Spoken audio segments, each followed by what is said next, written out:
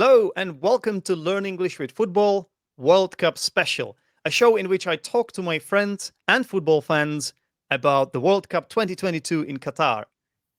Stay tuned until the end because later on I'll be explaining some juicy vocabulary from this interview. And as always, we've got a fantastic guest. Today it's Simon. Hi, Simon. Hi, Zdenek. How are you doing? I'm okay. How are you yourself? Yeah, not bad, not bad. Raring to go. Fantastic. So let's dive into it.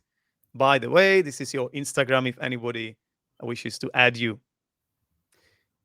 Okay, so Simon, the World Cup is just around the corner. But as we know, there have been some issues surrounding this particular World Cup 2022. It's an understatement. Yeah. Definitely. So I've got a few things I would like to address today with you. Sure. And the first question here on my list is the way this World Cup was awarded suspicious? I think the answer to that is probably yes and no. Yes, because there's all sorts of stories about the corruption going behind the backhanders, but then also no, because isn't it always like that? I mean, anyone working within FIFA who's questioning the manner in which this World Cup was awarded needs to take a long, hard look at themselves because, FIFA is this is what FIFA is, isn't it? It's about, backhanders and greasing people's palms. And do you know what?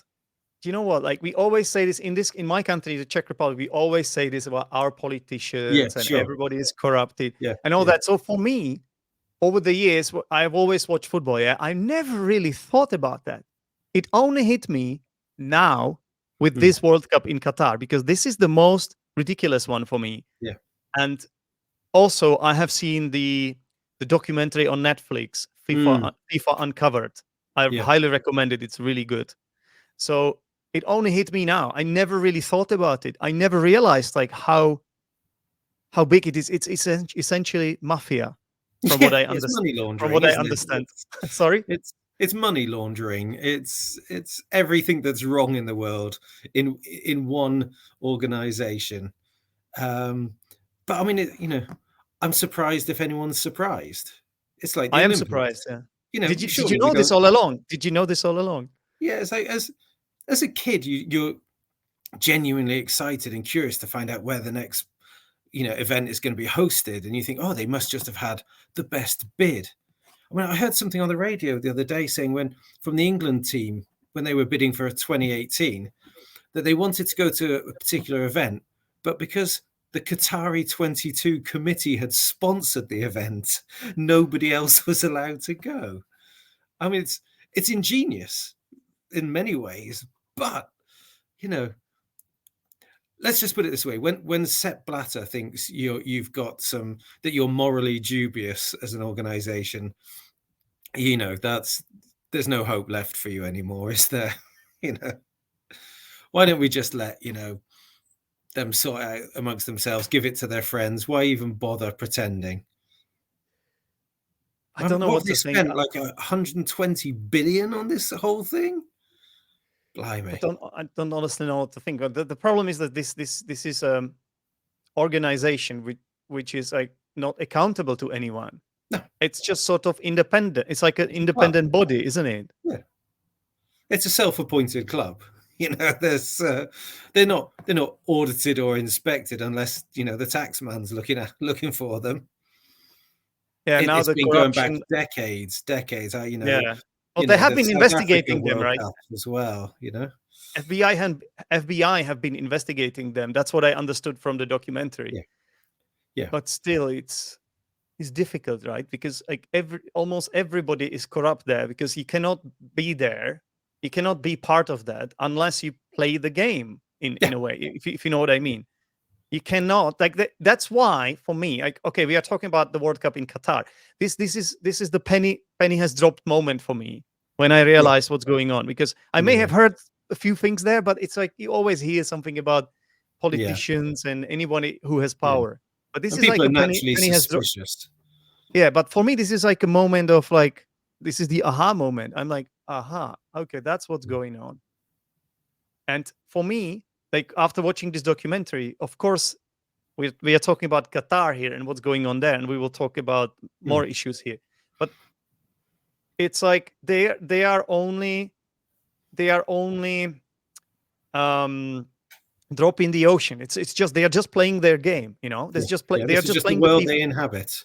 You Yeah, scratch because you my can't. back, I scratch yours. You Yeah, know? but it was the same. It was probably the same with Russia, but we just don't speak about it. It was definitely the same with the World Cup in South Africa, and I'm pretty sure it could have been the previous World Cups too. I think we can all look forward to the World Cup in North Korea soon, then, won't we? Please It's no. only a matter of time. Please no. Yeah, it's a case of sports washing and bribery. Whoever has money, you know, whoever has the money. Although yeah. someone pointed out on the radio the other day, this must be the worst attempt at sports washing ever, because 10 years ago, most people in this country couldn't spell Qatar, couldn't put it on a map, and now everyone's got an opinion about them. If this is their idea of sports washing, promoting the country as, I know, a tourist destination or business destination, my goodness, they need better PR people, don't they? They've failed on an epic scale. It's a 3 million country, and it has been awarded to host the World Cup. Is Qatar a football country, Simon? Well, I mean, was Japan a football country in 2002? I was living there at the time, so there was, there were fans, and I used to be able to watch Premier League highlights, and stuff like that. So but it wasn't a country like a lot of others, traditional powerhouses, shall we say, where what happens in football affects the back pages and the front pages of the press. I mean, this is one thing I'm not that bothered about. I don't have a problem with it not being in Spain or Germany or Brazil or Italy or England or whatever. Why not the Middle East? I work with a lot of Middle Eastern students, hundreds of thousands over the years, and they love football. So yeah. Let's host it in the Middle East. Why not? We did it in the USA, but no, I totally agree with you, and I'm actually okay with it being in the Middle East. That's like the way. The reason why this is problematic for me is because why not? When I say Qatar is not a football country, I mean it's not one of the traditional. It has never been in a World Cup, obviously. And I've never heard of a Qatari national team or anything. And so why not give it to one of those traditional Arabic countries that have always qualified, like Saudi Arabia, Iran? For me, that would make way more sense. I know it's all about money. Well, Saudi Arabia, don't tell me they don't have money. I understand Iran, it could be more problematic. Politically difficult, yeah. But why Qatar? That just makes for me, it's an equivalent of giving it to Liechtenstein in Europe. No, you know what I mean? Like, come on. Or Iceland, let's say. Iceland. Yeah. Okay, they love football there, and they did really well at some point even, but still, would you give the World Cup to Iceland? For the right price, I guess, is the answer to the question, isn't it? Yeah, I mean, it's a tough one, isn't it? Because either we end up, restricting where it's hosted. Why not somewhere else? It's not our game to determine. Yeah, I mean, can it host all these people? Well, we're about to find out. Should it host it? That's another question in terms of morality. But like I said earlier, I think morality's long since left the building. Yeah. Well, let's just talk about these individual things. So the timing. So it's like the first time ever, right? It's in winter. It was always at the end of the season in June, right? In summer. So what is that a problem that it's in winter? What problems does it bring? I heard someone saying, well, we always complain that all our players are exhausted at the end of the season. They're all broken. They should be, pumped and ready to go. They should be match fit, raring to go. Let's put it this way, without wishing to get too somber and serious. I think the world has got bigger issues coming to do with the environment than worrying about what time of year we play a football tournament. So I think we'll be lucky if the planet's not 50 degrees everywhere one day. So mate, this is a taste of things to come, shall we say. Well, you've mentioned the environment, but that's one of the issues here, isn't it? Because they had to build stadiums that will have to function. Well, I guess this is a good thing. It would have been worse if it was in summer. Then they would have to turn on the air conditioning and play in the middle of the night. Yeah. But still, like there are still environmental issues connected to this World Cup for sure, for 100%. I don't mind that it's in winter. It's no skin off my nose, you know. I think on the list of things that are a problem with this World Cup, the timing of it on the calendar, it's no biggie, really. Is you know what? You know how everybody says it's in winter, but technically it's in autumn. We're splitting hairs, but yes. Yeah. Okay, so here we go. This is the big one, right? So there are some human rights issues actually as well connected to this World Cup. So obviously, the two main ones for me are the LGBTQ plus treatment, the treatment of this community in Qatar and generally in the Arabic world, which comes from their basically culture, right? So that's one. Like on the one hand, you sort of want to understand it and respect it to a certain extent, but on the other hand, if they want to be part of the global world where people have human rights and we want everyone to be equal, then for me that's a problem, right? So will they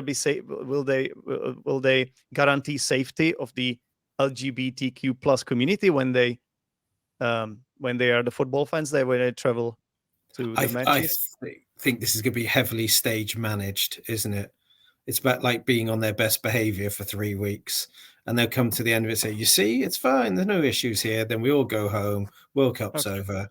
And for the people who are directly affected, they're people in that country or people visiting that country or people who can't visit the country because of all these reasons. Will things return to how I was going to say normal? Maybe that's not the right word, but potentially. Yeah. So you think that they won't be arresting any people or anything like that? You think it won't be happening? No, that's I can't see that happening. It's more likely to happen for, I don't know, maybe hooliganism or something like that. I don't think it'd be too hot for anyone to get very angry. And also people won't be drunk. People won't be drunk because look. No, that's the wrong one. Sorry. This one. What do you make of Qatar banning beer at the stadiums? So you say hooliganism, but maybe there will be no hooliganism because nobody will be able to drink any alcohol there. I mean, without wishing to mention any products, shall we say the official beer sponsor is not one that I would consider to even constitute beer anyway. So it's no great loss, is it? Oh no, I can't drink terrible beer. That's going to be 4 times the price. I'm not a big one for having a drink at a game anyway. I'm a bit of a lightweight these days. So, if the stadium is a better place for it, I think that's probably a good thing. I think people have suggested that this is a bit of a power move, to leave it to the 11th hour and just say, ha, you see, we're in charge here. There's a suggestion that this is them flexing their muscles. Yeah. To be honest, this one doesn't bother me that much. I find it hilarious, and that the response of a lot of people, how they are enraged about this. I understand it, and then the sponsorship deal we mentioned, you didn't want to mention it, but it's Budweiser. Yeah. I think, ironically, they will get a lot of press out of it. It's the same with when Ronaldo. You know how Ronaldo pushed away Coca-Cola during the press conference? Yeah. Great news for Coca-Cola all over social media. Everybody heard about Coca-Cola suddenly. It's gonna be the same with Budweiser. Yeah. There's no such thing as bad publicity.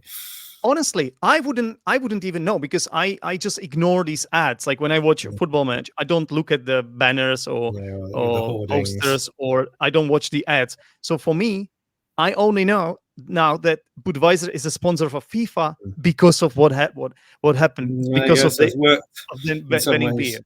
Yeah. So going back to the issue of human rights, Yeah.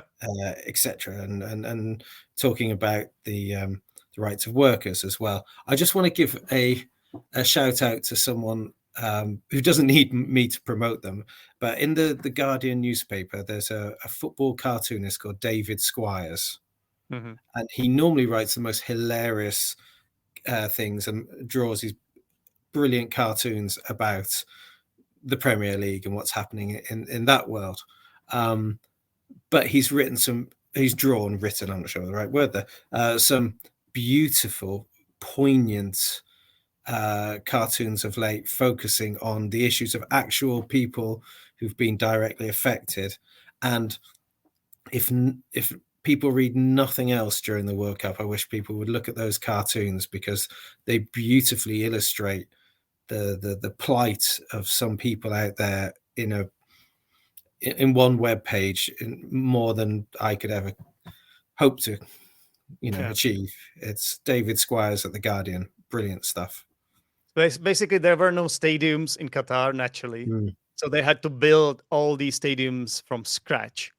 And mm, so after the bid in 2010, they started working on that. But yeah, the problem here is that the working conditions of those workers, and what they do in Qatar and in these rich countries, they have a lot of migrant workers that yeah, come from poorer countries to make yeah. money, and for them it's big money, and Mm, they do it despite all those terrible conditions and risks that are mm. involved there. But Massive risk. apparently, human rights activists and politicians and fans and media speak of 6,500 or even 1,500 alleged deaths in relation to the football Mm. tournament. And the thing is, I heard that Qatar are denying all this, and they say, oh, only three. They speak only about Hey, three deaths in the workplace I officially. mean, genuinely, you could potentially have 3 deaths in 10 years on any massive national construction site, even when all the hell, just accidents happen. So the idea that it's Exactly. laughable, 3, that's It's a lie, hilariously obviously. bad. It's just, It's yeah, it's a lie. Yeah. yeah. Okay. Simon, last question. How many matches do you think you are going to watch? So you are an England fan, so I assume you're going to watch all England matches. Yeah, obviously, a lot of people are conflicted about this at the moment. It's really hard, because I'd like to have the guts to stick up for my morals and my principles, and boycott the World Cup entirely. But I've got a couple of football mad kids who I know want to watch Yeah. it, so I won't watch as many as normal. Um, and what I've been trying to do in the build up, and will continue to do so, is with my kids, as we're watching games and after the games, to make sure they know about the situation in this country, so they get some perspective on it. And I think it's Yeah. okay to say, do you know what, that was a great football match, you know, to be I agree. excited, to celebrate the triumph, but you can Yeah. still think, I wish it had been somewhere else as well. And that doesn't make you a hypocrite, I don't think. Yeah, exactly. That's the thing. Like, that's the question. Like, are we Mm, hypocrites? From one point of view, we could be. Like, we shouldn't be watching this, whatever. But at the mm, same time, like, I've loved football all my life. I've seen all mm, the World Cups, mm. and it's just every 4 years, and this is just the biggest tournament in the world. Mm. And how can I not watch it? Yeah. It's impossible for me. I It's just watched the last one, fully aware of what kind of country was hosting it. I think and you can that we separate didn't the even two. know, and we didn't even know what Yeah, little was did we going to know where happen. we'd end up That they with that. We didn't know that they would attack Ukraine, Hmm. right? Yeah, exactly, So exactly. So I think, that people are saying, or not that I think it's going to happen, but if England win it, it's a tainted World Cup. It's not the players' fault. Yes, they could probably go out there and make some kind of statements. I think it looks like England, Wales, and the Americans are already making statements in their own way. You know, um, it's not their job to do it. I admire any of them that do, and part of me thinks that something might happen during the tournament anyway. It feels primed for some kind of moment. I'm not quite sure how it would come about, whether it would be players or teams or fans. I mean, I hope it goes off peacefully, but I wouldn't be devastated to see someone running across the pitch with a banner or gluing themselves to the football posts, you know, the goal posts. You know, Yeah, yeah. You know, exactly. Harry Kane doesn't work for FIFA. He doesn't work for the British government. He's a long way down the list of people who need to take responsibility for this, you know. So We will see, we Simon. will see. But good luck to your team. Thank you very much for being here and Yeah. your insight about all these issues related to the World Cup. And yeah, take care, man. Thanks. Yep. You too. Let's see what happens. Exactly. And now let's have a look at some useful language from this interview.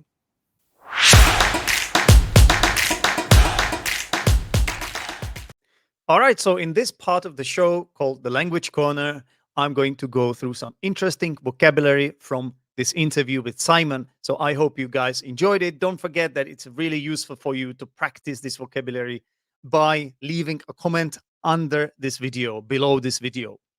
So without further ado, let's get started.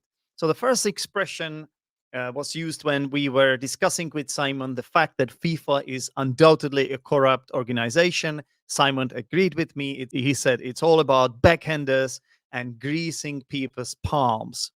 So a palm is this, and grease is like melted animal fat or oil if you want. And to grease is a verb. So you would sort of put oil or gre- animal fat, let's say, or grease on somebody's arm. So that would be the literal meaning. But obviously, this is an idiom. So the meaning is kind of metaphorical here. So if you grease somebody's palm, you essentially secretly give money to someone in order to do something for you. So you bribe someone, right? It's to bribe someone to give someone money in exchange for a favor. Right. I'm not going to ask you if you have ever greased anybody's palm, but what I could ask you is this common in your country? Um, do politicians grease each other's palms, for example, to get some favors and stuff like that? Let me know in the comments.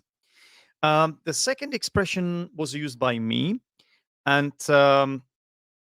I was telling Simon how I kind of realized that FIFA was corrupt, that it took me a long time. And I really realized it only now, really, with this Qatari World Cup and this how this World Cup was awarded. And after watching this documentary on Netflix called FIFA Uncovered, that also helped me realize it. And I use the expression the penny has dropped moment.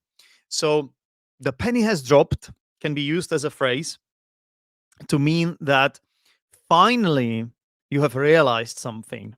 It's the moment when you have realized that something is true, especially something that you didn't first believe was true. It's the moment when you understand something that you have failed to understand for a long time. So I'm sure in your life you have experienced this. It's that kind of that aha moment, that moment of, oh, okay, I get it now. So that's the penny has dropped moment. Okay, so penny, it's like a coin, and when it drops, it helps you sort of realize it. I guess it's so you can imagine. It's quite easy to imagine, right? Um, the penny has dropped. It makes a noise. Maybe that helps you suddenly realize what's going on. Okay. Then Simon used a really interesting expression. He said the morality has long since left the building.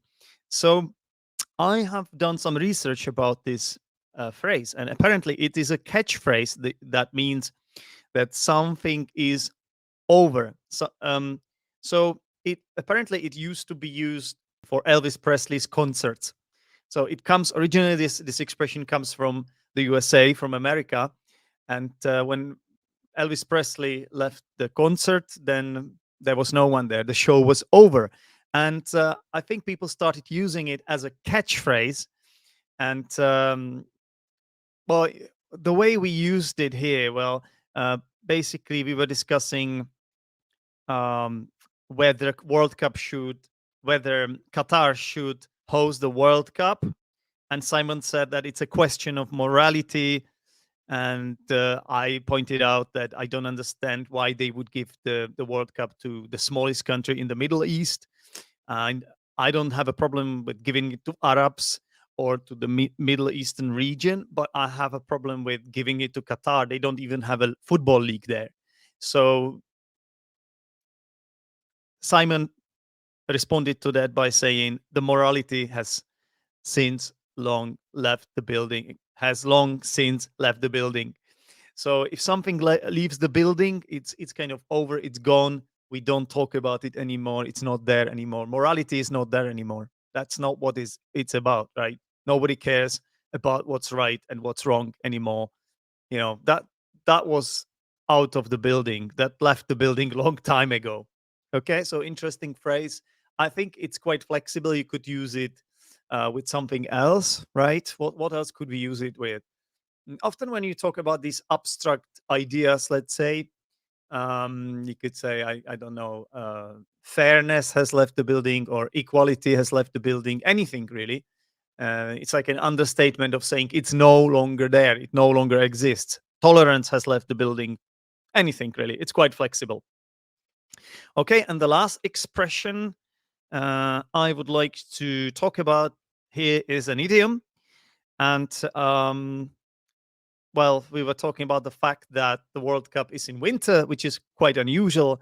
And I said that technically it's in autumn because it starts today, actually, on the 20th of November, and it's still autumn. It's not winter yet, even though everybody says that the World Cup is in winter. And Simon, it's little thing really. It's not that important, I guess. And Simon responded by saying, "Splitting hairs, but okay." So if you are splitting hairs, if you split hairs or splitting hairs, it means you are making a small and unnecessary distinction.